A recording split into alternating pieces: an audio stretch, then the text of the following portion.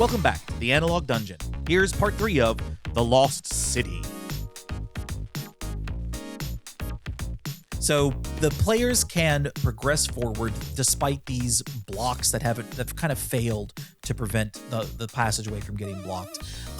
It describes how you should give the players as they are moving through this area. Every step creates like a creaking and a small sprinkle of dust falling from the blocks.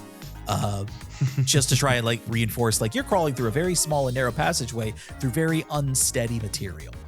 Yeah, that gives you the ick in a tiny little area like that. You're like, oh, this could collapse at any time. Yep. So Ugh. Here's a question. Is your party put off, or are you guys convinced that there's another way out of here? Do you smell fortune and glory, or do you decide to go back? There's got to be another way out of here.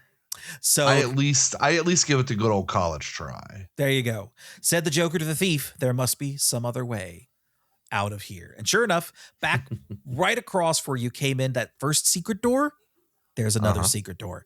That secret door gives you another big ass hallway that leads further in to the dungeon. So you got two ways out. You can navigate these creaky, dangerous blocks, or you can take secret door number 2, Monty. Yeah, your pocket elf really doing some good work today. We might feed him. Feed him today. Stop by a spring, let him frolic for a bit. Right, for just a minute. There you go. He has to stay on the leash though. Yep. This long passageway will snake to the south before heading east. It kind of creates one long kind of perimeter hallway around the western and southern edge of the map. So we are hitting our first room as we kind of turn towards the east again, and we're basically moving parallel with the southern border of this pyramid. We are reaching the counselor's burial room here. The door to this room has a 2-foot wide hole gnawed in it near the floor. Uh-oh. Yeah, kind of indicative of like those giant barn doors that maybe something got into, some kind of varmint. Mm-hmm.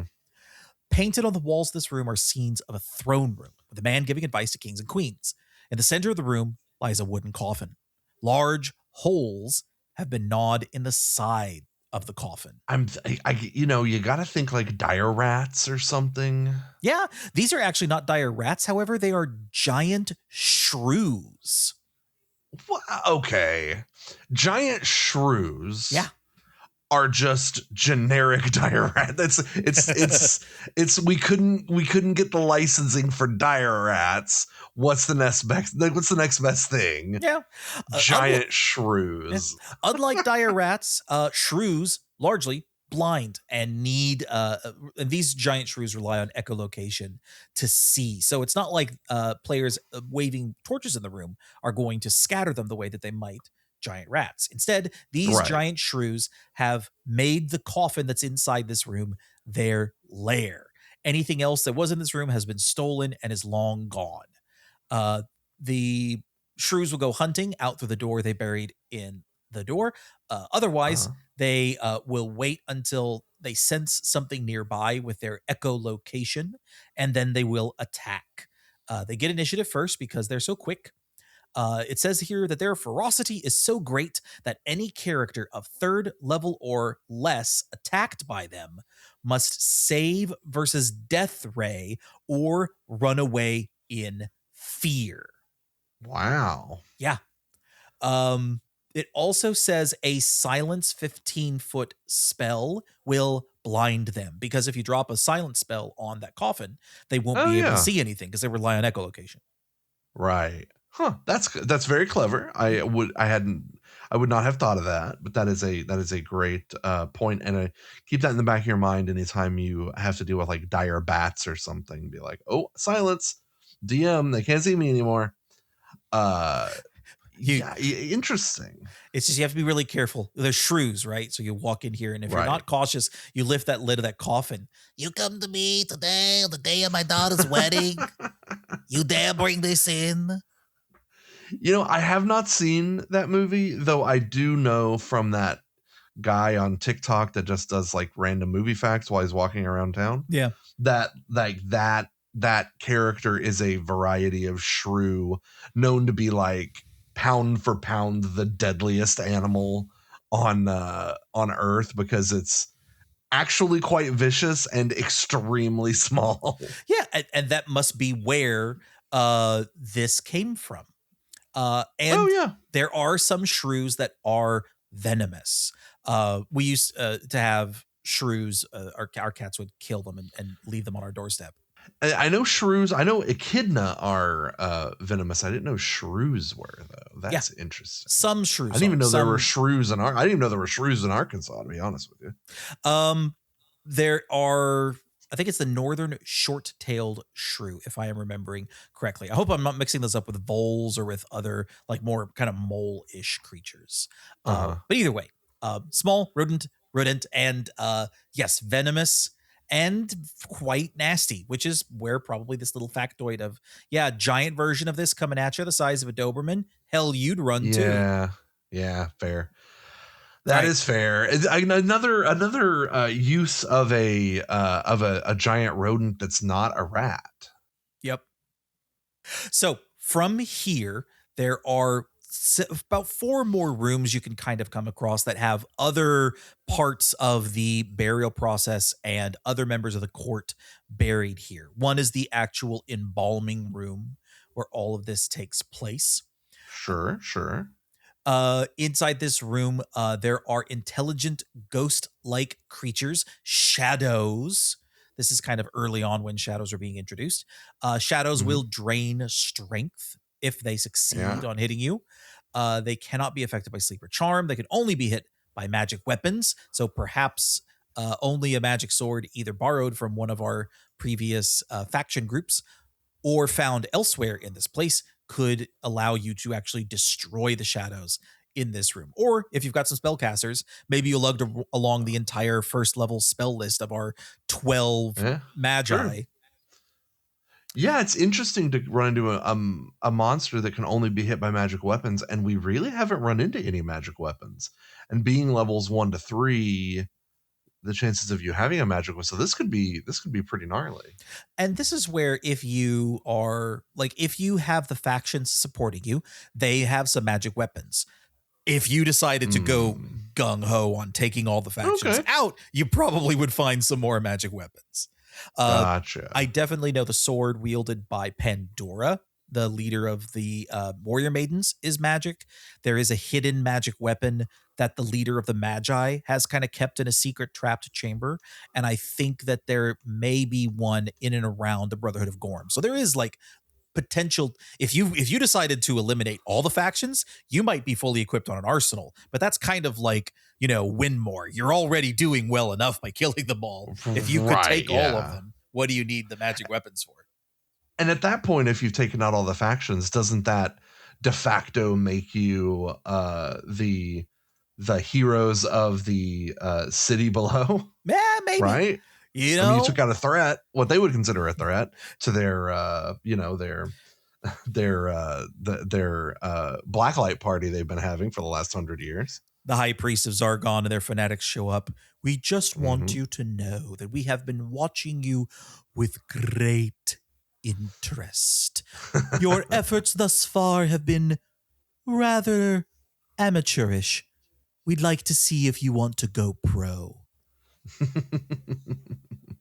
And I was just thinking,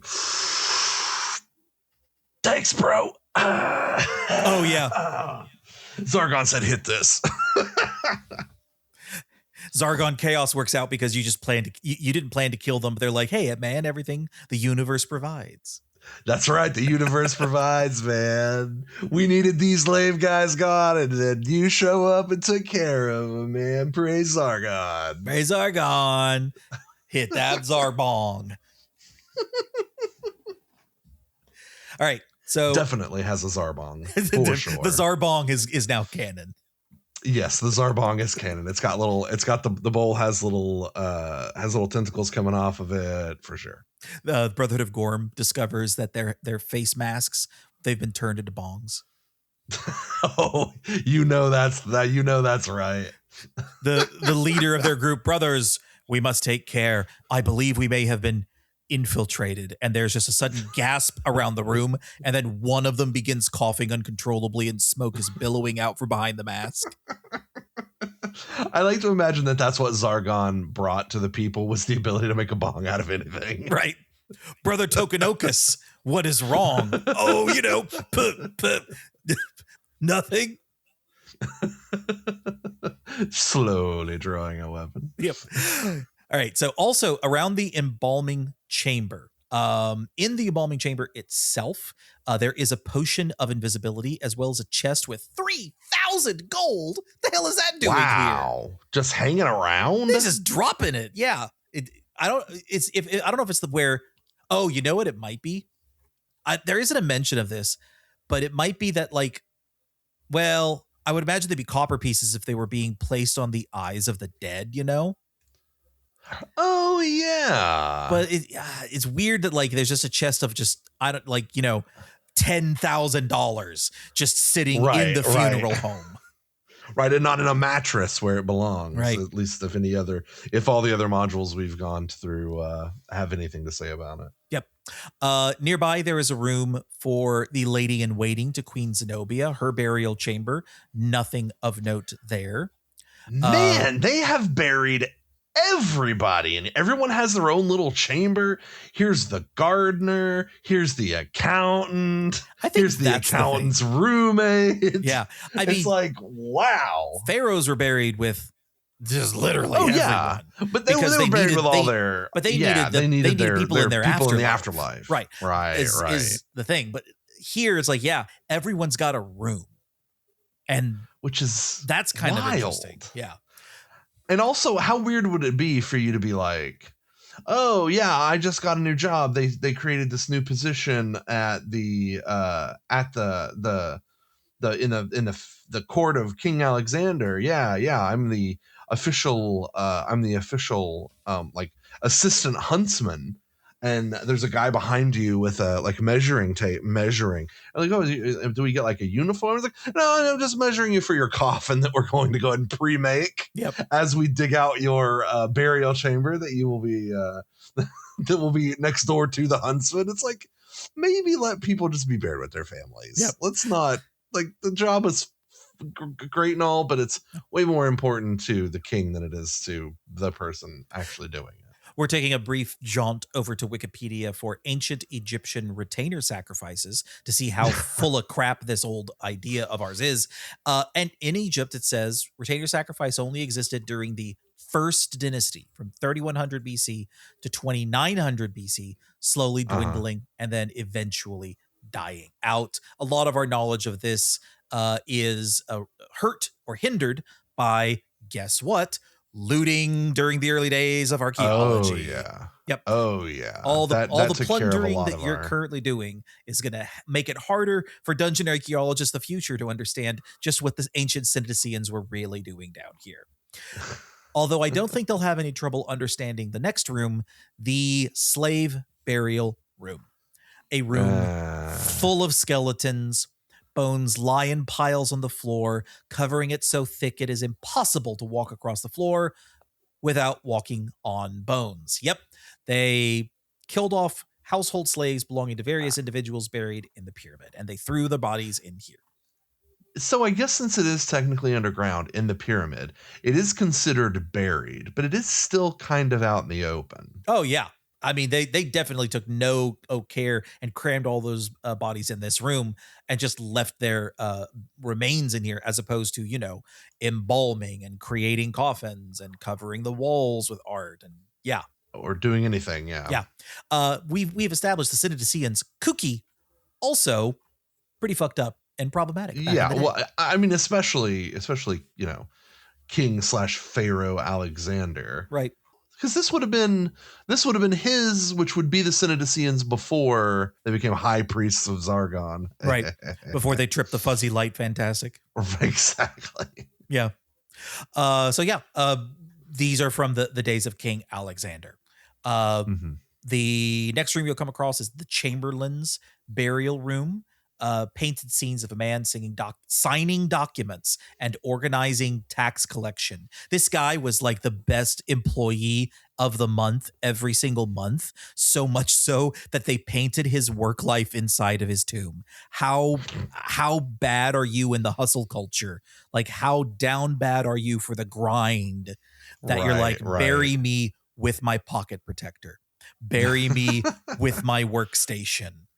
Like, what do you Ugh. want to have people remember you? This guy might have had like an extensive social life and a very Oh, rich yeah. artistry. Nope, we're burying him with his depictions of filing cabinets on the wall. Is what they decided. Right, his with, elements of his labor, which was used to make, the king's life, easier and better. Yeah, But, I and mean, what makes it even better for burying kind of the head office guy here?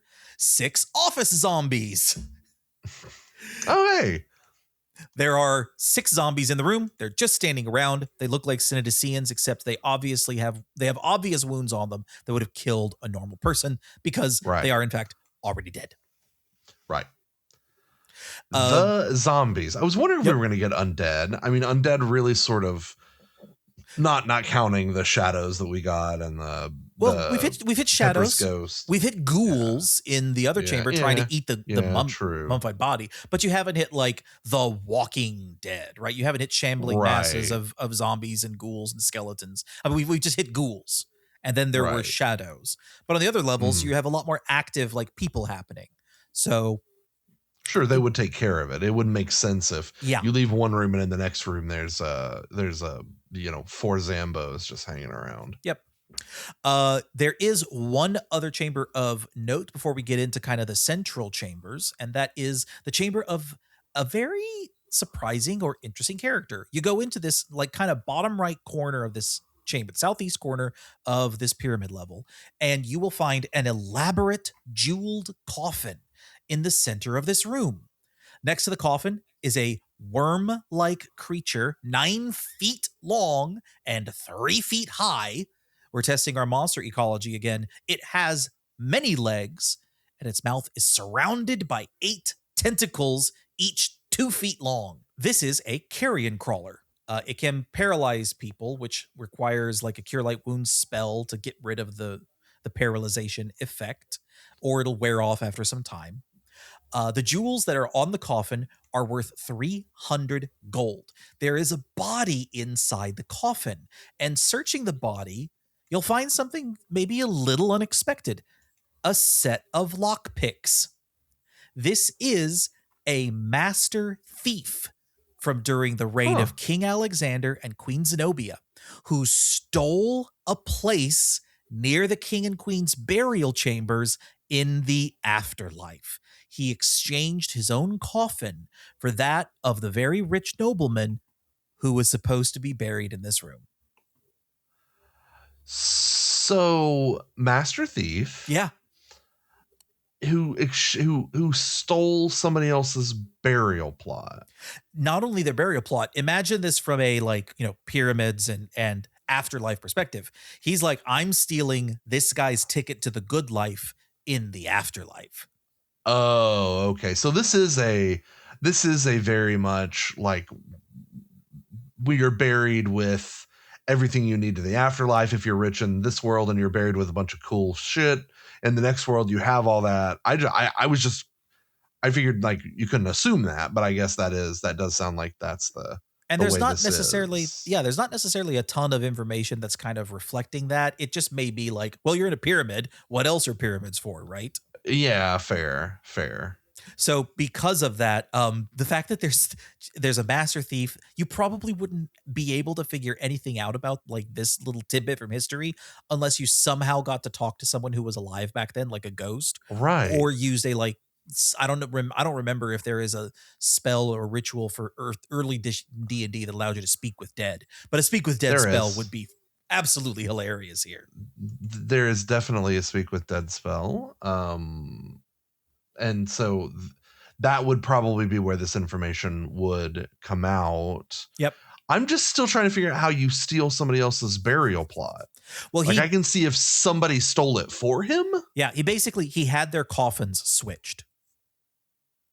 So Yes, how? But if he has his own coffin switched with somebody, someone you would assume that the person was dead. So how's a dead person getting their coffin switched? they probably paid someone to do it. I mean, yeah, I guess that would be the way to do it. But I'm as I'm thinking about it, I was like, how do you, if you're a thief, this necessitates you being dead. Yeah. How do you set this up? You're going to die around the same time as this guy, unless, yeah, I don't know. The logistics boggle the mind. Yeah. I could see if I'm the DM telling this person's story and the player's like, wait, how did that work exactly? And you have to come up with something on the fly. It might go along the lines of, oh, I was wasting away from a life of excess, and I saw my time was coming near. I saw this other noble was dying and decided, you know what? Maybe the hemlock won't taste as bitter if I know what is coming next. And so I paid off his attendance, drank the bitter herb, only to have my body placed where his should lie and him rolled out into the mud where I should have been. And in so doing, stole my way into the good afterlife. And it's like, yeah, but dude, you're down here with a bunch of like toking up Zarganites. Well, couldn't have predicted that. You got me there. I'll give you that. Yeah, I definitely think him. I think that story is sounds to me to be kind of the most plausible, at least from what we're getting from the story itself. Though I will say it's a pretty good move. It's a pretty good move, stealing somebody else's afterlife. It's a little Carmen Sandiego-y, like, yeah, I'm going to steal this entirely unstealable thing, and that'll make me the most legendary thief ever, even if no one hears about it. Exactly. He's living the high life in the afterlife with cocaine hookers. All right, so there is a trap down this long corridor that stretches the east side and actually the southern side of this temple as well. If you're not careful, you might set off a long rolling, you called it with the Indiana Jones reference, boulder trap. We're playing the hits, everybody. Yep. We're playing the hits. If you open the wrong door down this corridor, a wall will slide up and a 10-foot wide round boulder will roll down the hall all the way to the other end, blocking the doorway to the Master Thief's burial chamber. The boulder trap is not meant to kill player characters, only scare them, according to the module. Unless the party does something obviously stupid, like standing and arguing while the boulder is rolling towards them, the DM should let the party escape after a close shave into the room or around a corner, because there are other doors and hallways leading off of this one long central passageway. So it's more for the effects than anything else. Right. And we've encountered this before with something very similar, which was, it's pretty easy to avoid this, which is funny that because your Indiana Jones knowledge may be much better than mine is. The rolling boulder was in Temple of Doom, right? I believe it's the beginning of Raiders. Okay. Yeah. It's not in Temple of Doom. So yeah, this movie had already come out. So they were definitely fully playing the hits off Indiana Jones. Yeah, definitely playing the hits. Yep. The DM should describe the rolling boulder as graphically as possible. Crashing sounds echoing down the corridor, stone chips flying where the boulder smashes against the wall, the corridor floor shaking from the force of the boulder, etc. The encounter should be exciting, but not deadly. It says the boulder stops after it strikes one character or reaches the other end of the hall. The boulder will also stop if it taunts a small blind girl. Don't see that one coming. I sort of did. I was like, how is he gonna, because he said boulder too many times. And I have heard you say too many times, the boulder is conflicted about taunting a small blind girl. And I'm like, he's going to work this in. The boulder had a very specific job description, and he's going to make sure he exceeds expectations all over your puny faces. Again, that's Mick Foley doing the voice of the boulder. Yeah. this was maybe one of the earliest references of D&D ripping off Indiana Jones. Because we've all Maybe. done it. We've all done it. Oh yeah. Like, it's too perfect to not rip it off.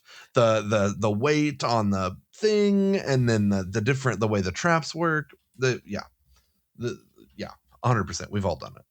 Okay, I potentially may have an answer, and you're not going to believe it. But coming all the way from IMDb, this may have been inspired by Donald Duck. Yeah, the Donald Duck comics. Yes. Yeah, yeah, yeah, yeah. According to IMDb, the opening scene in The Lost American Temple was partly based on a classic Disney Ducks adventure written by legendary artist Carl Barks, many of whose comic Uh-huh. books have inspired George Lucas and Steven Spielberg. Exploring a lost temple, Donald Duck, his nephews, and Scrooge McDuck must evade a Yep. series of booby traps like flying darts, a decapitating blade, a huge boulder, a tunnel flooded with a torrent of gushing water, etc. In the story, The Prize of Bizarro. Uncle Scrooge number 26, June through August 1959, which hit the newsstands when Lucas and Spielberg, both avowed fans of the comic book, were respectively 15 and 12 years old. Mm-hmm. Another, Donald Duck yeah, comics were insanely popular, just not really as much in this country. They were incredibly popular overseas. yeah. I honestly, I have some like older Donald Ducks that have, kind of either Mhm. been reprinted or I found in some comic shops that have like, Depression era Donald going around and, throwing Yeah. his dime in the machine and yanking it back out, finding all the little ways that he can to kind of get one over on people. It's a very it's a very interesting kind of cultural a moment to look at. Right. Yeah, there was a really incredible story. I'll link it if I can find it in the show notes. There's an incredible story about like the artist for Donald Duck comics being basically unknown throughout the vast majority of his life until very late. And I want to say like he didn't realize how popular it was overseas, and he was like a god to some folks. They're still really popular in Japan. Yeah. And I want to say like Donald Duck in Europe is like the Mickey Mouse. It's like as popular or more popular than Mickey Mouse, specifically because of the comics. Like in the 50s, they were incredibly popular and influential. So that doesn't shock me a bit. That's interesting. It's Well, weird.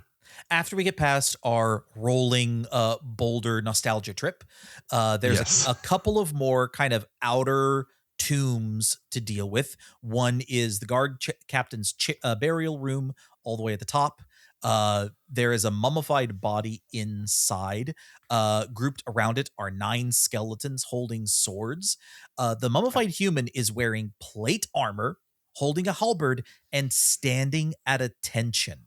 However, Oh. this is not an undead monster. Its armor and Yeah, weapons are normal.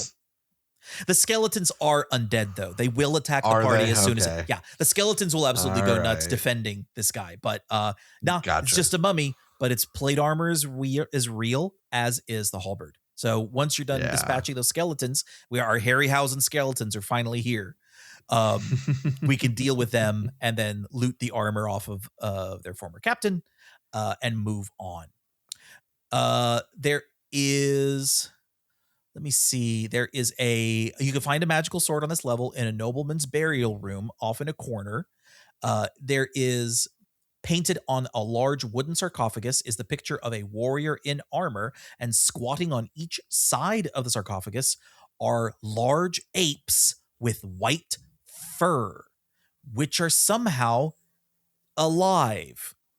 And What? yeah, Or alive on the they're alive. Like they're not undead, they're not mummified, but they're apes, which are not underground creatures, and they are here and have, according to module, made this room their lair.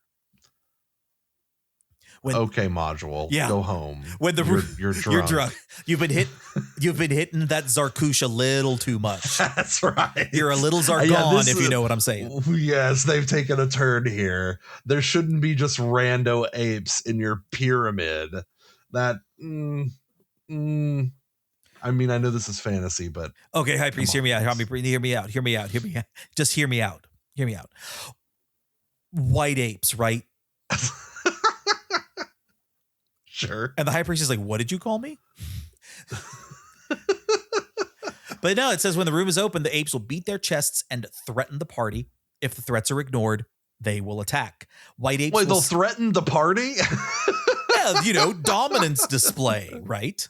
That's not what it says. It says they'll threaten the party. Yeah, they'll go to their house and hold a Molotov cocktail next to it and kind of glare menacingly.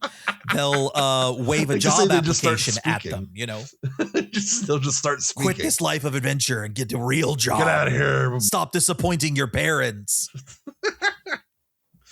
Oh, man. It never, just when you think, oh man, yeah, slick and all this, there's just two random apes for no just reason. Random, on the undead creatures level, two random white apes with a pile of rocks each that they have gathered in here to hurl to defend their lair. Yeah, wild. Weird. And inside there's a mummified body with full plate armor and a +1 magical sword. Hey, so okay. you could get pretty kitted out.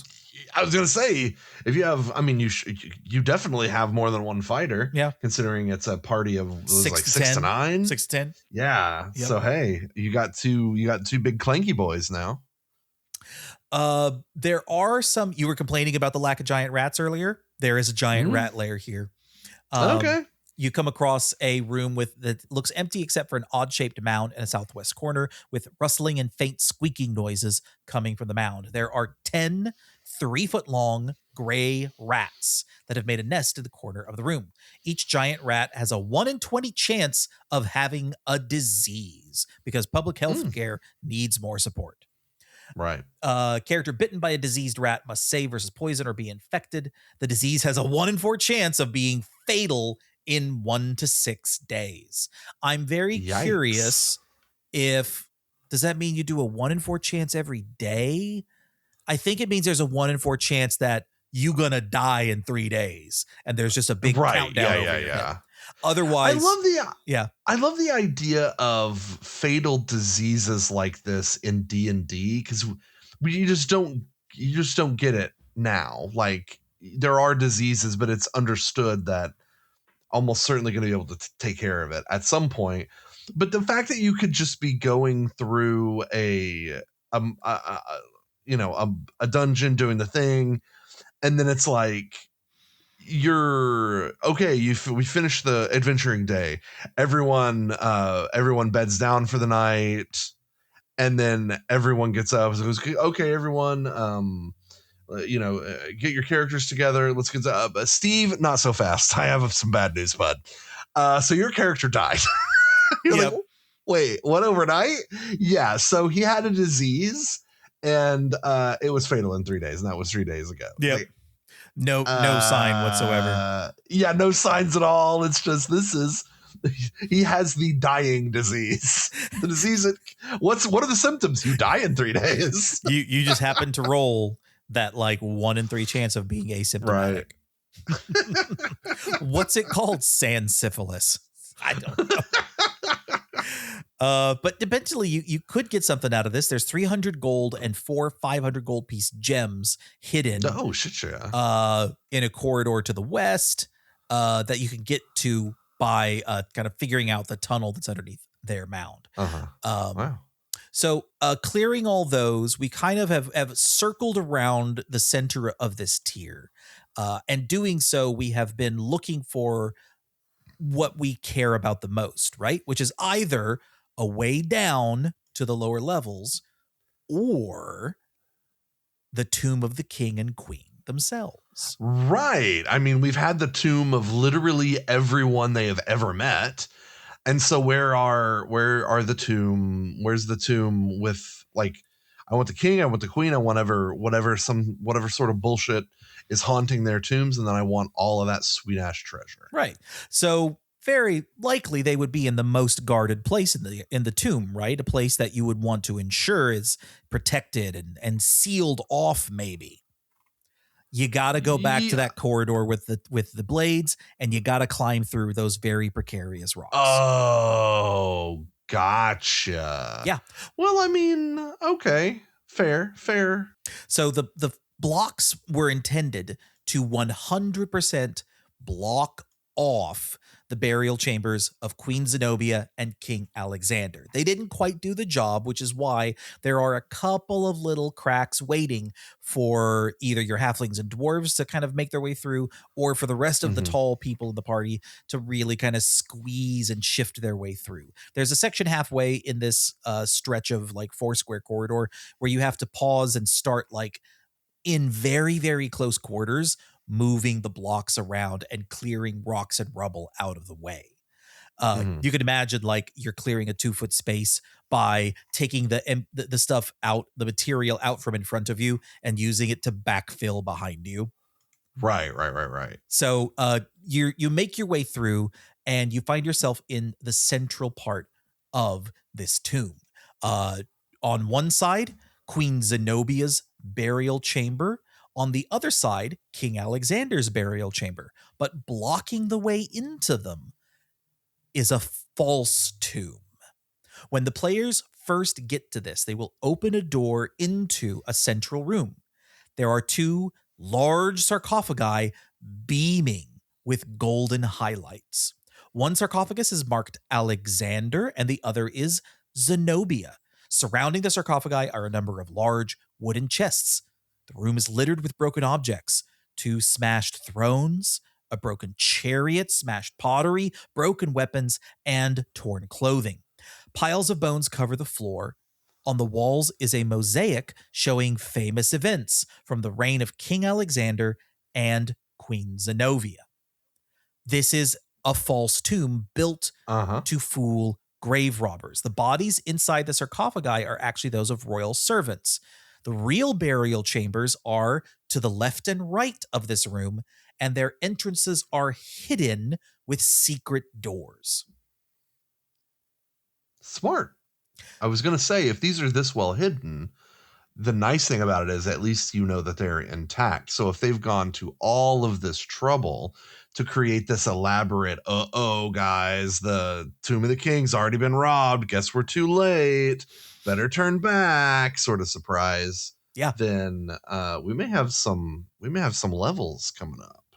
The interesting thing is, as you're checking through here, they've done a very thorough job of trying to convince you that this is the thing to steal. Did you ever play this is a kind of a management sim, Evil Genius for PC? Yes, I did. I did. People who play Evil Genius, first off, it is one of my favorite video games of all time. It is It's super fun. so fun. When you are building your secret lab for the first time, you have to go out, you have to steal the equipment to fill the lab with. And the first thing that happens is, oh, you're alerting the forces of justice. So you have to make a false thing that can be stolen in place of the real equipment, which looks like Mhm. this like big blow up balloon version of the research computer. And they come and they find it and they steal it, and then they leave you the fuck alone. And that's what this room is meant to be. Because if you spend a little bit of time looking at the sarcophagus, you may realize that's not gold. That's golden painted wood. Right, right. All of the items in the room have been ritually killed, just like larger items littering the floor. So tons and tons of things in here would show, wait a minute, if they want to take this stuff intact with them to the next life, why is everything in here busted? And that might trip you up that something's not right. Well, Uh, I would think that it was busted because people broke in trying to steal anything of value and all that stuff. Like a chariot's not going to be all that valuable. So that wouldn't necessarily tip me off. I would just think some people came through here and ransacked it and took as much stuff as they could. The fact that there is present the the gold on the sarcophagus, even though the gold is not real, would be I'd be like, somebody would have taken that if it were valuable. And then I like the addition of all the dead people have been ritually killed. That's super interesting. Now, there is more to this because this room hasn't been looted. There is evident loot present. Those 4 chests that were around the sarcophagi, they have coins in them. Uh-huh. Thousands of coins in them. Nearly 20,000 pieces of different coinage in them, as well as 50 Wow. gems and 12 pieces of jewelry. On first glance, it appears like there are 5,000 silver, 6,000 gold, 3,000 electrum, and 2,000 platinum in these Wow. chests. There are also 50 gems and 12 pieces of jewelry. However, all of this is cheap counterfeits. It notes in the module, dwarves or thieves will notice the gems, jewels, and coins are fake on a roll of 1 to 5. If the party doesn't have a dwarf or thief, they will only notice the deception on a roll of 1 to 3. So if you Hmm. roll a 6-sided die, they only fail to notice on a 1. Or with the rest of the party, it's a 50-50 chance they notice that it's fake or not. Right. That is commitment to a bit. I will say that, to create that much fake currency. Oh, yeah. So what's in here Honestly, I that's might real? I was gonna say, honestly, I might take some of the gold, because even if I think it's counterfeit, because I mean, who's to say the guy you give it to knows it's counterfeit? And he doesn't really even have as good of a reason to look really closely at it as you do, because you're pulling it out of a temple, and he would just be, a shopkeeper in the next town who's selling you a pony keg of whiskey, the Perhaps, important stuff. but I think there's an interesting thing here that you in particular would as a player come upon. Jeremy, what is one Mhm. aspect of characters that you play that you always tend to carry over from character to character, specifically with what their preferences are when it comes to wealth? Oh yeah, yeah. I am somewhat famous for my characters wanting to keep all of their wealth instead of changing things to coin, keeping all of their wealth in gems, in jewelry, in art objects, and it kind of varies from character to character. I've had characters who really like to just keep them in gems, and then the gems put away. And then I've had characters who, wanted to wear everything. And actually, there's something I've been meaning to tell you, which I guess will now make the podcast. I'm listening to the new or the latest season of Critical Role, and in it, Marisha is playing a dwarven wizard who is she's very, it's Marisha doing her sort of Kentucky accent, right? Mm-hmm. And one of the things about this wizard keep being kind of a like a street, like a backwoods kind of street wizard, right? A very, very no nonsense, very, one of the things her character has is a gem in place of a tooth, which I have a character from that we were playing in a campaign we finished not too long ago, who is a dwarf, kind of not a wizard, but kind of, from the streets, what one would consider like lower class. And that was that was one of the things, is he had a gem. He found a gem and he used it to replace a tooth. And when that came up, I was like, hey, great minds think alike. Yeah, That's great. absolutely. And because That's of funny. that, it's a little easier to carry that stuff around, right? Yeah, right. It makes it easier. Even though we don't really do encumbrance, and it makes a lot more sense to me and that's the reason I kind of do it, because it's like, okay, if I'm carrying around 5,000, I hate this in movies too, where people are like, here's a briefcase with $1 million in it. No, $1 million weighs like 250 Yeah, pounds. Like, even in large bills, that's a shitload of paper. right. You're basically carrying around like 8 phone books.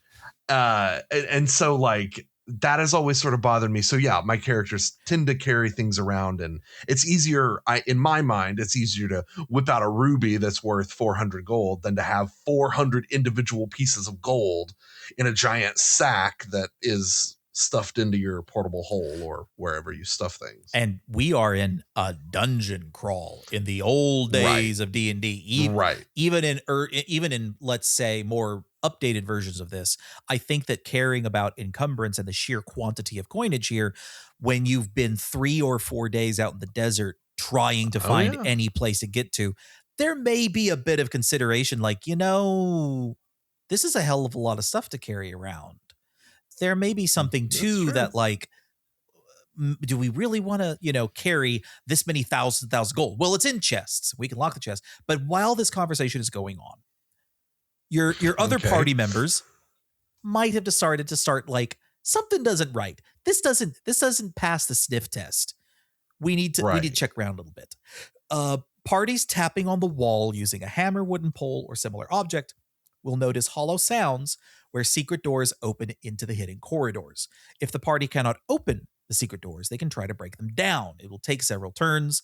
DMs should hint by description that the party is making progress, though slowly, until eventually they break in. The DM should describe all the noise the party is making as well. Wandering monsters are rolled for normally. There's just one problem. Not really a good description on how to get through the secret doors here. Right. And I like that it doesn't mention that an elf would see it, though I guess you would sort of just know that as it's going on. I mean, they should. Yeah. Um, and the fact that it starts off with tapping the walls with a hammer, just like that's what adventurers do. You've got, Tim the hammer man who walks around and taps every wall with a hammer Yep. just to see Tipper tapper. this. Let's Oh, get this at wall her. sounds hollow. Yeah. Yeah. So when you find the two opposing secret doors, you can circle around the outsides of this central chamber in order to get to Queen Zenobia's burial chamber or King Alexander's. So choice goes to you. Are we going to find the Right. Queen's resting place or the King's resting place first? We got to go King's resting place. You gotta go for the big score. Yeah. When you make your way into King Alexander's burial chamber, you will find the walls of this room are bare. In the center of the room is an oblong box made from stone slabs. Suddenly, rising out of the stone box is a translucent, ghostly figure. The pale figure has glowing eyes, red, and a large, dark mouth. This is a banshee.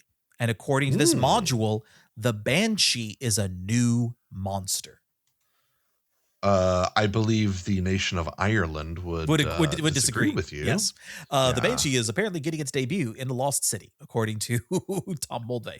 And and in point of order, if this is supposed to be the king, banshees are traditionally all women. In fact, I think the word banshee means like fairy lady. So, according to this, the banshee is guarding the king's tomb. It is not actually, meant to be the king itself. So how do you get a banshee to guard your okay? Yeah. How do you get a banshee to guard your tomb? Yeah. Is there a placement service? Can you get can you get somebody to refer the banshee? Oh, my uncle had his tomb guarded by a banshee. Yeah. And let me tell you, she was incredible. Well, according to this, a banshee is a supernatural creature that warns certain families of an approaching death or mourns for certain individuals after their deaths. So, this may have been, and I'm just going to kind of put it out there, maybe a kingly side piece that succumbed to becoming a banshee whenever the king died. Okay. Okay. Yeah. I mean, that is a thing. Or I mean, it could also potentially, we haven't gotten into the queen's chamber yet. It could also be the queen. No, we'll find out though. Yeah. Here's what we find. Banshees can only be hit by magical weapons or harmed by magic spells. The banshee is guarding King Alexander's grave. It attacks by wailing. The DM should describe the piercing wail and tell the party they feel an icy death-like chill, and then roll initiative. If the party wins initiative and runs out of range, they take no damage. Otherwise, all individuals within 30 feet take an automatic 1 to 4 points of damage per round from the wailing attack. If the party can get outside the room and close the door, they will be safe, even if they're within 30 feet of the wail. The banshee will attack as soon as the tomb door is opened. So it's more of an area effect undead that is just going to wail and wail and wail. And there was like no save or anything, right? You're just as long as you're within the range, you're taking the damage. Yeah. That's Yeah, it. it's pretty nasty. You gotta make your way through that horrible whale and get it down. Which, especially if you have Yep. only a handful of ways to kill it, may mean like maybe the wizard ventures in alone. You know what I'm saying? I don't know. The wizard doesn't have a lot of hit points. The No. wizard's dead in 2 rounds. The wizard's dead in two Yep. rounds. We're gonna So tie a rope to old Aloysius's feet, and if we hear him hit the ground, we're gonna quickly yank his body out of there. yeah. Here's the thing: if you get rid of the banshee, we said that this room was bare, right? The tomb Right. was looted long ago, except for treasure inside the wooden coffin, which is inside the stone box that is in this room. So there's a big Mhm. stone kind of coffin, and inside there's a smaller wooden coffin that King Alexander is in. Alexander's crown is still on his brow. It's worth 5,000 gold. He also wears plate armor +1 and a sword +2. Sweet. So, So the whole room was looted, despite the fact that there was no yeah. indication of anyone getting into the and how they looted around the banshee. Who knows? They may have possibly silenced it with a silent spell. It's possible that they just like Yeah. dragged everything out of the room as quickly as they could and left the box behind. Or they looted it so long ago that the banshee hadn't been bansheed yet. Eh, maybe. That's true. But either way, that's what you could Interesting. find. A banshee, an expensive crown, and pretty nice, expensive magical arms and armor. Yeah, absolutely. Right after you kill the thing that you would need to get the sword to kill it. Maybe you like in the midst of the fight, like yank the thing off the coffin, like, oh my god, sword, kill it. And suddenly you find I it's mean, super effective. that would be a hell of a moment. Right, exactly. To reach in, grab whatever you can find, pull it out. It's the sword with the hand still like attached to it, and then kill the banshee with it. You're like, oh hey, Yep. this sword actually worked.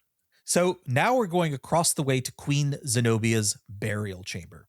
The walls of this Mhm. room are plain stone. An oblong box made from stone slabs lies in the center of the room. Written in several languages on the side of the box are the words, "May the curse of darkness destroy all who dare desecrate my resting place." Fair, because we are definitely here to desecrate this resting You'll place. desecrate the fuck out of it. So inside there is the wooden coffin of Queen Zenobia. If this coffin is opened, the party will find. Hey, Jeremy, what's a little worse than a ghoul? What's a step up from a ghoul? Step up from a ghoul. Yeah, a little nastier than A just white. a white. Absolutely yes. Yeah, The I finally got queen, one. Queen Zenobia is now a white, which means energy Oh, okay. drain. Nasty. Oh yeah. Yeah. Ugh. Each hit from the white drains 1 level of experience, including 1 Yeah, hit that's die from the victim, which is why 6 to 10 people, we've got a lot more potential hits we can take before we lose our entire party. Hopefully by this point, I would think you would be, but hopefully by this point you're at least level 3. Maybe. I mean, at least 2, but ideally 3. Yep. That actually raises an interesting point that I want to cross in a second. The white can only be hit by silvered or magical weapons. The Queen's Chamber once contained a treasure trove, but like the King's Chamber, it was looted as well. The only treasure left is the jeweled crown, also worth 5,000 gold, on her head, and her scepter, which is actually a wand of paralyzation. Oh. But so that's like, oh god, she could like paralyze people? Nah, ever since she became undead, she has forgotten how to use the wand. But this is Interesting. Well, she doesn't need to. No. She can paralyze now. Au natural. Yeah. She doesn't paralyze, she drains, but yeah. This raises an interesting point. If we base XP off of the value of the treasure that we got, right? Wouldn't taking the fake treasure with you when you don't suddenly level up twice, do you realize, wait a minute That's here? true. That's ye old metagaming. Yeah. Yes, absolutely. That's true. But yeah, because that would definitely be your conversation with the DM would be like, oh wow, look at all this treasure we got. So that's what, like a level and a half? It's like you actually don't level. So the treasure's fake. Well, I mean, you don't know the treasure's fake. So then we get levels then. right. Well, not really. Yeah, ye old About metagaming. that. That's the best way to appraise something is to see if you in OD&D is to steal it, and if you go up a level, then it's real, and if you don't, it's fake. Am I trying to steal the thing that has a difficulty of 5 or the thing that has a difficulty of 30? Which one Mhm. is the real one? That's right. We have Uh-huh. cleared our way through Tomb 4. We have found the tomb of King Alexander and Queen Zenobia, as well as various other members of the court, and looted ourselves potentially quite a fortune in the process. That's right. So now we proceed apace to the lowest level as described by the module, which is the lowest tier buried fully underneath the sand. It contains the main entrance and main entry chamber, and from here there is a secret entrance leading down into the underground city. So going to this level, we are getting to kind of the last portion of the dungeon that players are expected to finish until they hit around level 3. We're also getting some other monsters here. Our wandering monster table has expanded. We have giant beetles that are tiger beetles, striped Ooh. carapaces, carnivorous, and will attack. Our Cynodicians are still roaming around. There are driver ants down here, giant black ants about 6 feet long. When hungry, they will eat anything in their path. Once in combat, they will fight to the death with no morale check. The DM could add a special tunnel to their lair if so desired. I like to imagine that they're actually just ants that look like Adam Driver. Kind of like the Rick and Morty oh god, the praying mantises Right, right, right, with right. Rick's face and the family's face and everything. Yeah. It's just it said it's You Adam walk Driver's in face. and you walk in and they all go, "Oh yeah, good soup." That's why I guess that's my Adam Driver impression. Or is it Oh yeah, good soup. special cameo of Adam Driver in Ants, the movie with a Z, A-N-T-Z? Yeah. Yeah, ugh. So there's a tuatara, a 8-foot long giant lizard that looks like a cross between an iguana and a toad with pebble colored olive skin and white spikes on its back. It is also carnivorous and attacks when Uh-huh. hungry. Everything's down here is carnivorous because you can't grow anything. Ah, ba, ba, You can't ba. be a vegan in the bottom level of the pyramid. No, that's not true. There is actually our very next monster, not vegan, does eat things that grows down here. There's a rust monster. Oh, okay. Well, are rust monsters vegan? I guess technically. Yeah, I mean, ferrous iron is not vegan. If we're just saying I vegan mean, what as part the of it's made absence out of of no animals? meat, right? Right. I don't know. Rust monsters are vegan. Maybe even vegetarian. That you go a long way to convincing me that iron ore or Oh, worked metal iron. is a vegetable. But I think being a vegan means you don't eat meat.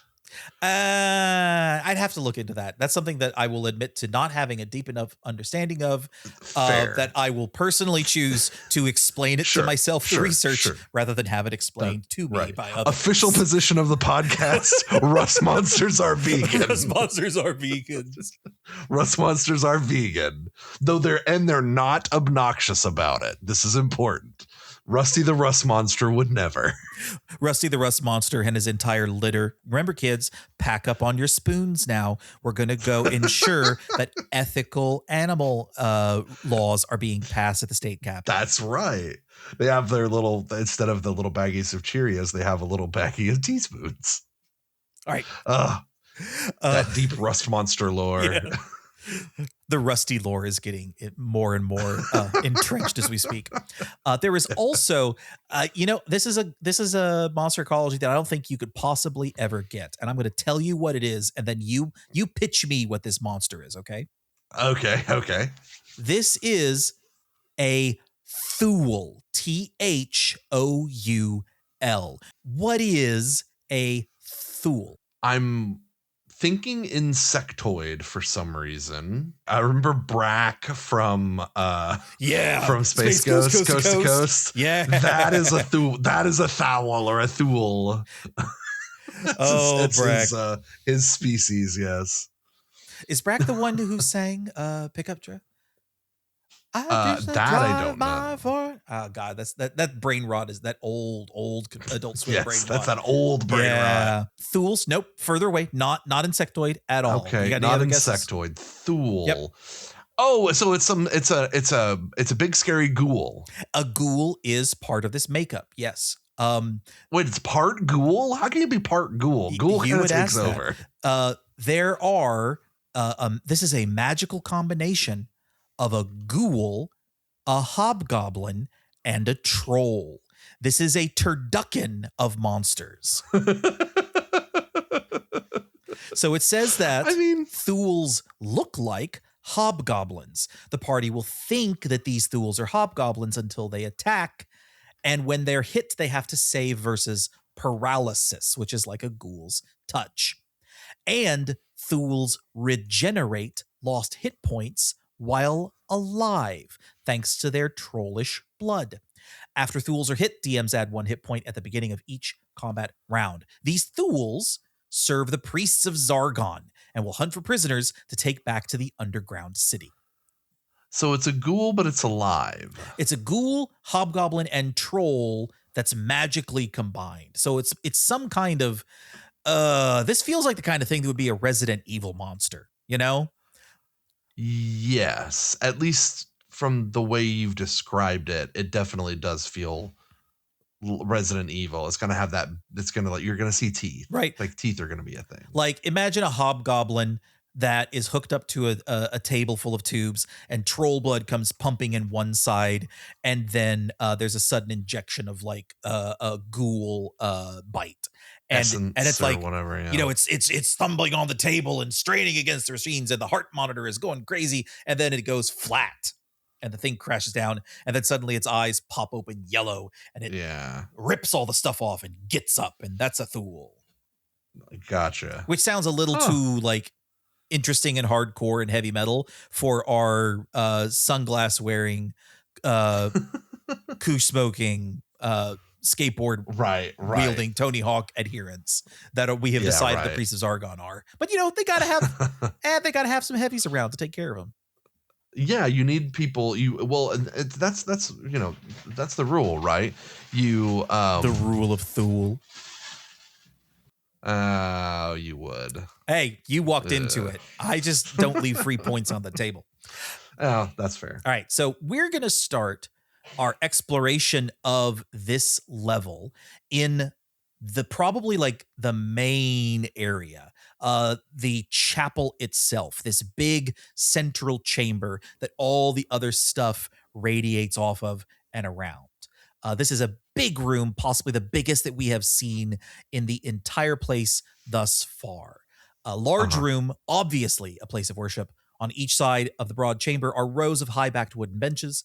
Narrow aisles along the walls run past ornate mosaics to 2 small fountains set into the walls. Just past the fountains, a large dais fills the southern end of the room. On the dais, near a stone altar, lie 3 large statues that look like the ones on top of the pyramid. The statues have been toppled from their bases.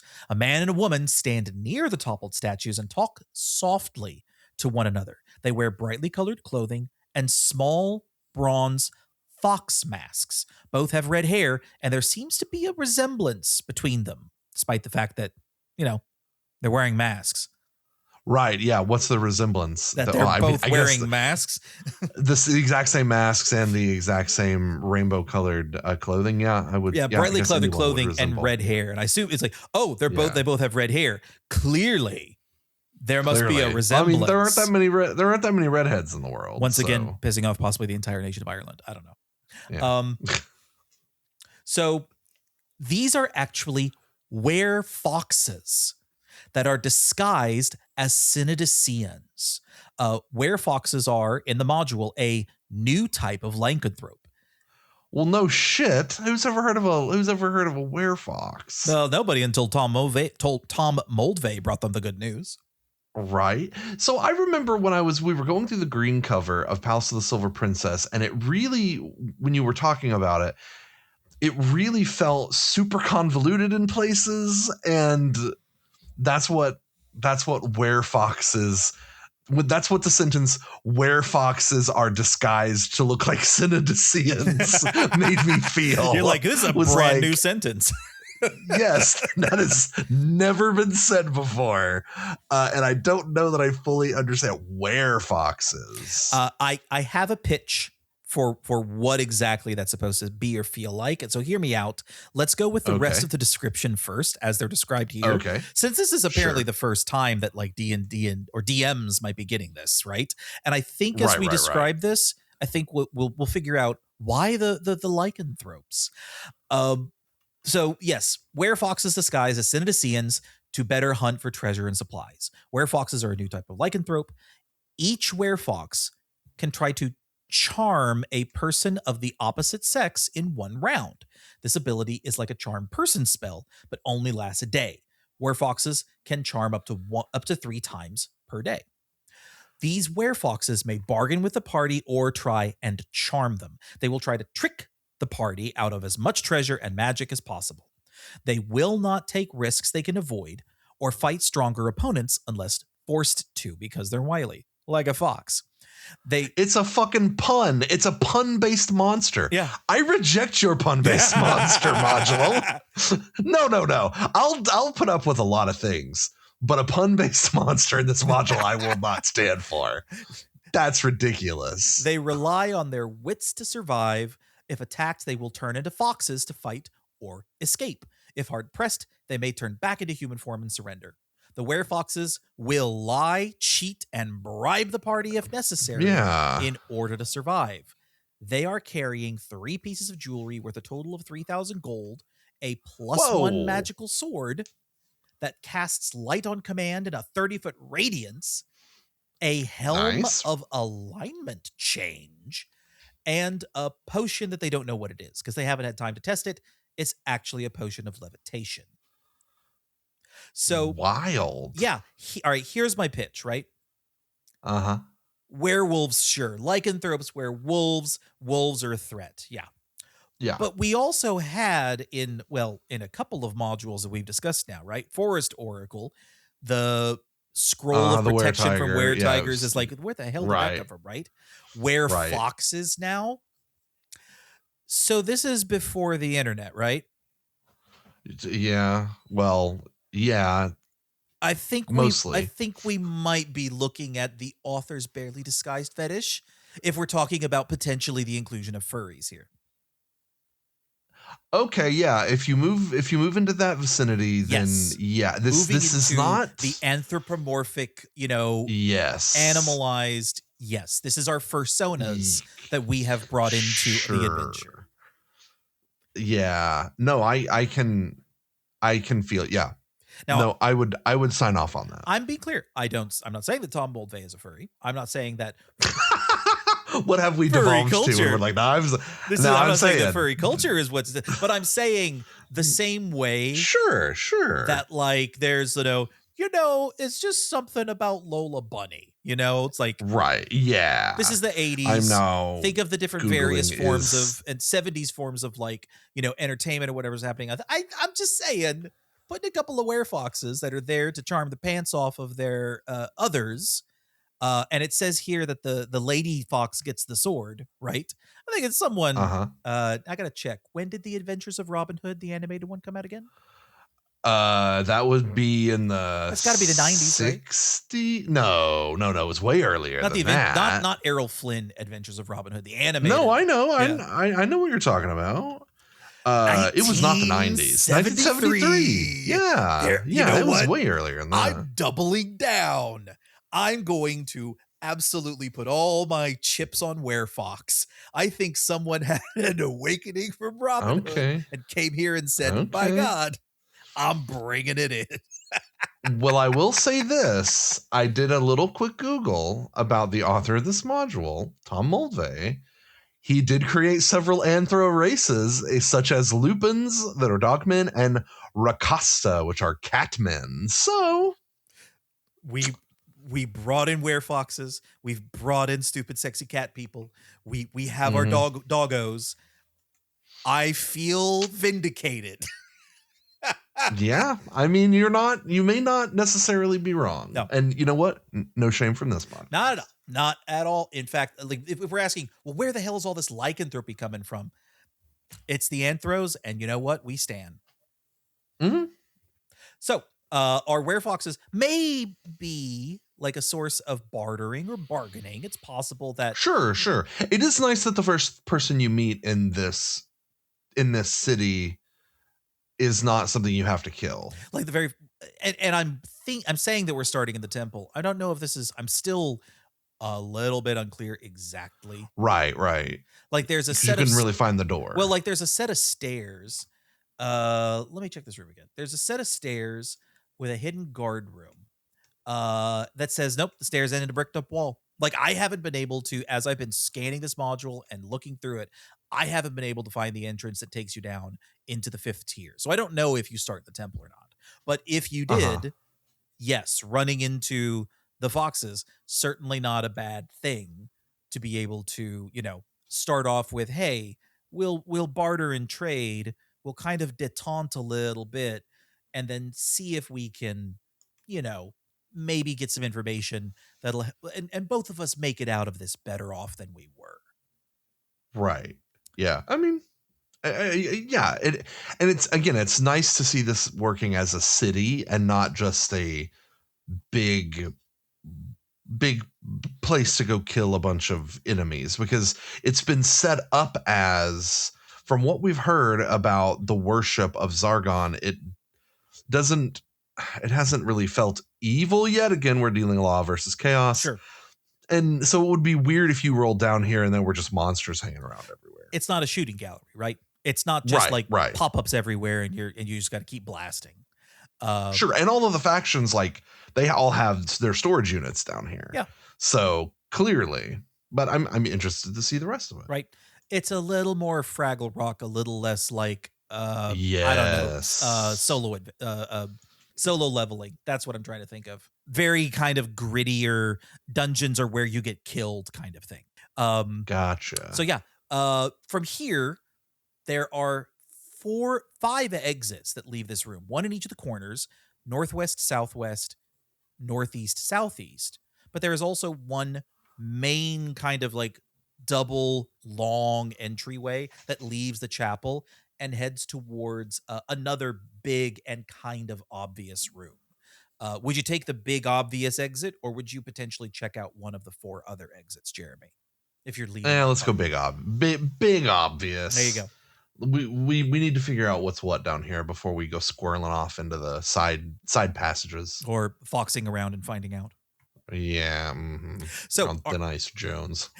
are listen, if they get to bring those in, I get to bring my puns in. Yeah, Uh, fair. so if we head north, we reach the main entry chamber. Another of these like large rooms that are some of the probably biggest and most grand rooms in the pyramid thus far, which kind of makes sense. We're at the very wide base at the bottom of this pyramid. Uh, Sure. the high arched ceiling of this room is supported by a double row of pillars. Each pillar is carved in a statue of a king or queen of Synodicea. A series of mosaic pictures decorate the walls of the room. These start in the northeast corner and continue clockwise around the room. In the center of the north wall is a pair of huge stone doors. At the base of the double doors, the floor is partially covered with sand. So imagine well back in the day that there is, processions of people coming in here for the passing of a king or queen. This is where they Mhm. would enter. And the main doors that are now buried under sand would lead directly from the city of Synodicea. And they would proceed from here into the chapel where all the big fufara would take place. And then everyone would leave. And then the people, using the pyramid for burial purposes would go about their work. But Right. you see this entirely in reverse order. You see it from the top of the pyramid where all the statues and the works that have to be done and the storerooms that have to be taken care of by the priests that would maintain this place are, and then later you come across the actual burial chambers in the center of this place, and then now you're hitting what would be kind of the main uh this would be like the main sanctuary and hall of a large church, or a large structure if you were going into it and you were visiting and touring it for the first time, which I think is an interesting, like doing that backwards, making this the climactic element of that, I think is really interesting. Yeah, it is. It's like you're in the lobby taking care of business as opposed to being like in the depths or the bowels of the crypt. And it gives the first half of your journey a lot of like interesting twists and turns, which I think is a good Yeah, move. and especially considering this is not where the main like Zargonite force is. All the people that are living in the underground city are underneath this area. They're not here. They're where that big lake is underground. So Right. it's an interesting thing to use the pyramid and to have buried it the way that they have. That creates Hmm. a flow that matches the, like, you're starting off narrow and you're getting bigger and wider and bigger and wider as you go Right. from first Right. level up to third level.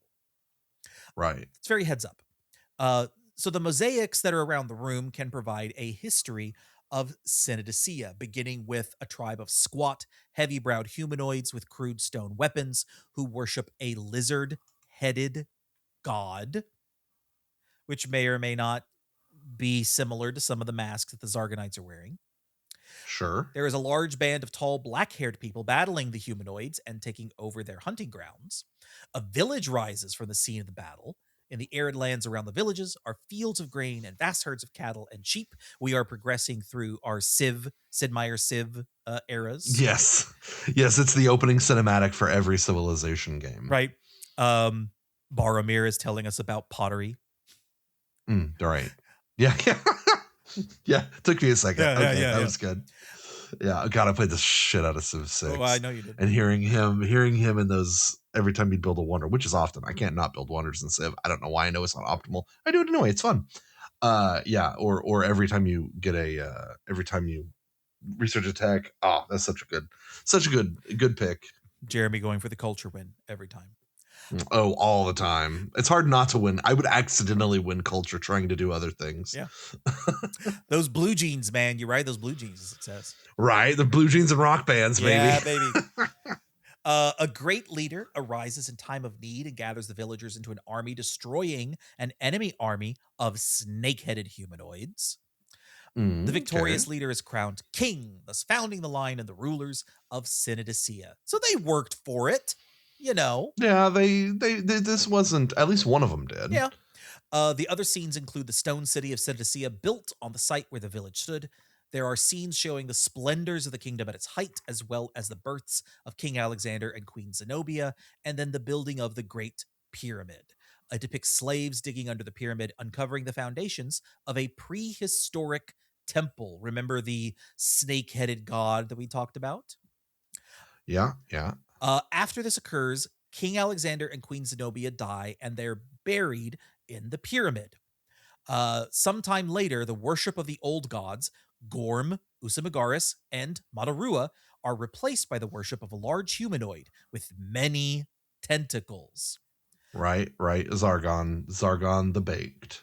Now, life becomes a year round carnival for the Synodicians, and all Synodicians are now masked.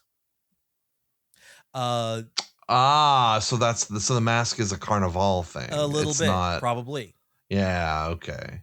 Um, Now it says the Sidicians meet a barbaric golden haired people, which are, according to this, ancestors of the Heldon tribes mentioned in Module X1, Tom Moldvay's other module, the Isle of Dread, which introduced people to the D&D expert rules and came packaged with those. Okay.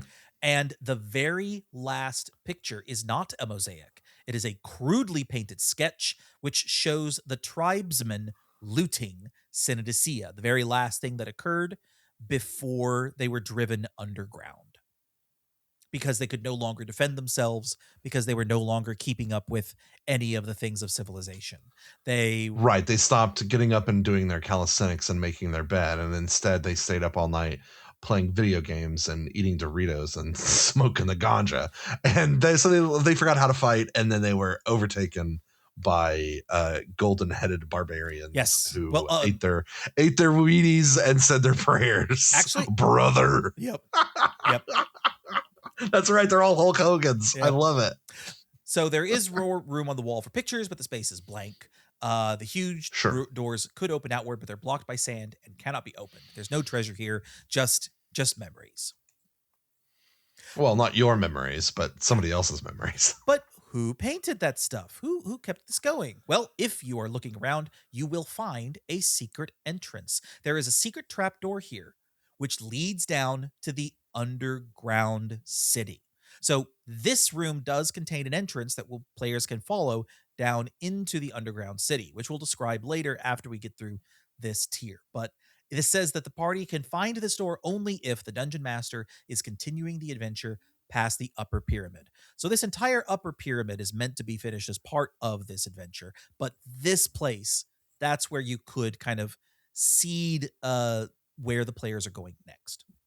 So we've Gotcha. checked. So you don't have to go into the underground city from here. You can I don't know, let them like make this the bottom of the pyramid and then have them go, because I've been thinking like you went in here because the way it was set up, your players came in here and were searching for food and water and all of that, which ostensibly they have found. Now they've also found a lot of wealth, but that doesn't change the fact that they're still in the middle of a desert. They don't even have a horse with no name. So how are they supposed to get all this stuff out of here? And like they have a problem that feels like has not been solved. Right. It's like they're And here for some reason. They've got to still be here for a reason, but what is that reason? And right. ostensibly, it's meant to be the Synodicians and the Zarganites because the different factions are still Uh-huh. under threat. It is possible that the factions could work together and to help solve this problem. And I think as the dungeon master, you would be on solid footing by indicating to the players like you've tried getting out of the desert. You know you can't do it yourself. You need help, you need resources, and the only people Uh-huh. around here who have them are the Gormites, the Mataruans, and the Usamagarans, like the different Yeah. faction members. So you need at least one of those factions to try to help get you out of here. You know, if we're picturing this like the Right. ending of an RPG video game and there's a cutscene at the end, which cutscene are you getting? Are you getting the faction A ending, B ending, C ending, or are you getting like the bad ending because the Zarganites took you over, or are you getting the synthesis ending, the green ending from Mass Effect, where all the different people come together and work together, you know? Right. The kumbaya ending. Exactly. So I think that what you should really be tilting towards as the dungeon master is okay, what's your first thing? You got to have food and water. Hey, you've made it with a faction, even as a minor member, you have got food and water and a place to stay. Great. So now we need to just figure out how the hell do we get out of here? Well, there's lots and lots of monsters because wandering monsters are a big problem. And some of those wandering monsters are Zarganites. So there's clearly a lot of threat that is still out there. The areas that you're in with the factions are safe, but outside of them aren't. How do you convince the factions to help you out? As a DM, I would flat out say you can't until the threat of Zargon has been eliminated or the threat of the Zarganites has been eliminated. It is also entirely Mhm. possible that the players may, or you as the dungeon master may, reach this emergent storytelling point where you realize we're sitting on top of a dangerous, like, plug that is keeping the danger that is this Zargan creature in. Whatever this thing is, we need to deal with it. And we need to get strong enough and find our way down deep enough that we get rid of Zargon itself, which the module does give you ways to be able to do that. Once you clear out these 5 tiers, it explains how you could expand the adventure further. But yes, the idea is like, well, why are we exploring further? What are we looking for? Again, you Mhm. said it earlier, there must be some way out of here, right? I mean, yes, but again, that doesn't change the fact that they are then going to find themselves back in the center of a desert. Yeah. Uh, So and that's where I yeah, think you I'm need like mhm. the combined resources of a faction, as well as scrounging enough food and water out of here to be able to survive getting out and crossing the desert. So perhaps you're having to do things for the faction. So the faction's mission to defeat the Zarganites Yep, becomes your mission as well, and they're like, "Okay, you do this for us, and we'll load you up with as much food and water as we can possibly give you, possibly. Yeah. and then maybe you can make it out alive." It, That so I'm not saying there's no way of making this work. I'm definitely saying it's going to take some work by the DM to because eventually players are going to start asking. I was kind of thinking about that with all the treasure. It's like this is great and everything, but how are we getting all this shit out of yeah, here? And where are we going to go with right. it? Who's going to buy it, right? Right. Yeah. This is great, but I mean, money isn't helpful if what you need is food. No, money is to be exchanged for goods and or services. What Exactly. goods and Exactly. or services are happening down here that money is actually good for? It's the Right. there was an old adventure book, and it was like a kids book that was like the island of Krakoa, and there's diamonds everywhere, but they're worthless because what are we going to spend them on? No, we just care about Right. each other and food and time. So Right. same kind of Yeah. thing. I and it feels, if we want to compare this to other properties, it feels a little Diablo 1 isk. In Diablo 1, you're Mm-hmm. in this town and you're working your way down into this temple and dungeon trying to reach Diablo and kill Diablo. And in the end, you can't. You trap him inside a soul gem. And that leads to Diablo 2, where you're following the Dark Wanderer, whose soul gem has been, leaking and has been slowly taking him over, and you're seeing the Right. effects of that on the populace. So there could be a little bit of that, like, hey, there's evil down here that's threatening to get out. Unless once all the different Synodicians whose whatever dreaminess they've got going on kind of runs its course and this place gets extinct, Zargon's going to get hungry and he's going to go do what happened to this civilization to a different civilization, unless something stops Oh, him. fair. So Fair. I think there's Absolutely. a couple of motivations you could lean into, but especially if you're a DM who's thinking, how are my players motivated? They just want to get out of here. I think making it clear you have to have the resources of faction to get out. They're not willing to spend the resources until the threat from Zargon has been eliminated.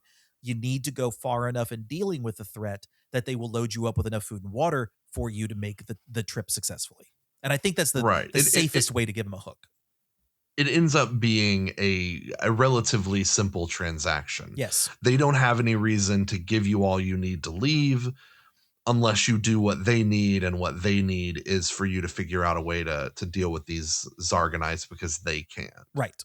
As far Makes as sense. motivations go, it's a little more cut and dried and quite a bit more of a hook than, say, I don't know, being told you have to wake your boyfriend up because you're afraid he was cheating on you, and you had the potion to do it the entire time, but you couldn't do it because you were, Sure. I don't know, Twitter pated like fucking Right, right. Chloe, that goddamn lake. You'll never get over the Still lake. fucking raw about that. All right. Let's go back to this bottom layer. We're almost through clearing it out. You got four corners to pick from: northwest, southwest, Mhm. northeast, southeast. Which direction are our We're intrepid adventurers going going? we're going Great. northwest. Going northwest. So your first rooms that you will come across, outside of the main chapel, you will hit a hidden guard room. There is a secret door that creates a four-way intersection. So you'll take this secret doorway off the main jag and find inside of this guard room four humans with stylized rat masks and red robes trimmed with rat fur, just hanging out down here. Sure. In the northeast corner are stairs leading down. These four are lycanthropes. They're were rats. Jeremy, last time we ran were rats was actually in Yeah. the Forest Oracle. What do It yeah, wasn't. what do were rats like to do? They like to steal your shit. That's exactly what they're here for. They have disguised themselves as Synodicians to safely rob citizens of the underground city. So are they really wearing masks, or is that just their normal No, they're face? wearing masks. They're wearing rat masks. Uh, Sure. but yeah, they're were-rats, so the masks are very convincing. But given that Right, the exactly. other Senaticians are all wearing animal-themed masks, they just kind of fit in. Uh, Right. if threatened, they will turn into giant rats to fight, or they will run. Like other lycanthropes, were-rats in animal form can only be hit by silvered or magical weapons. There is a small chest in the room with 2,000 silver and 4 gems worth a total of 700 gold. And again, the stairs are Ooh. bricked up unless players want to expand, DMs want to expand the adventure further. So this could be another Mhm. way down. But going outside of that, if you continue to the northwest corner of this tier, you'll find a living room. It contains wall hangings and ornate divans. There are several pieces of sculpture in the room, as well as an iron statue of a warrior on either side of the doorway, just inside the room. Everything is covered by a thin layer of dust. So this is like a parlor almost. Right. A receiving room. Kind of, sort of, yeah. A place to like hang out. Maybe the green room for the performances happening in the chapel. Uh, It's not an empty room though, as we heard. Lots of things in here, including living iron statues. These two guys just inside the door, they are in fact adversaries. They will attack if the party enters the room and allows the door to swing shut. While the door is held or jammed open, the statues won't attack. These living iron statues are a little dangerous. If statues are hit by a non-magical weapon, a metal weapon that's non-magical, sorry, the attacker must Mhm. save versus spell. Failure means the weapon sticks to the body of the iron statue and cannot be pulled away until the statue is destroyed. So they're magnetized. Interesting. Yeah. I like that. That's very I've never heard of a magnetized enemy before, but I love that as a way to really kind of fuck with the players who are like, "Oh, I have no weapon all of a sudden." Yep. Uh, conti- Interesting. Continuing around the horn, you will come across a storeroom nearby. There are shelves around this room with many items used in religious ceremonies, as well as 3 huge, fearsome human like creatures wearing animal skins who have smashed open a box of candles and are eating the candles. They're ogres. J Ogres that are Sure. not too bright, and so they're trying to get brighter by eating the candles. By eating the candles, ugh. It says they thought the candles looked good to eat, so they just started eating them. I mean, they are colorful. We're getting into, the whole Marines eating crayons thing. We're getting into the I mean, what is a candle if not a giant crayon Yep. with a wick in it? Well, our 3 devil dog ogres have huge leather sacks with 500, 500, and 400 gold pieces in each of them respectively, Hoorah. a ring of fire resistance, and a scroll usable by a magic user or elf. And on the scroll are the spells Continual Light, Levitate, and Read Languages. Hmm. Okay, interesting. I don't know. That clearly something that they just kind of collected. Yeah. And were walking around until they could find somebody to read it to them. Yep. That's the end of part 3 of The Lost City. And just when you think it's over, this place still has so much more to give coming up in part 4. As always, we have a new release every other Tuesday. If you hate cliffhangers and like your podcasts long and all at once, we offer this entire episode from start to finish, uninterrupted, over on our Patreon. Find out more at our home base, analogdungeon.com. Like this episode and jump into the comments to let us know what were race you would most be like. I'm thinking were Quokka. We'll see you next time.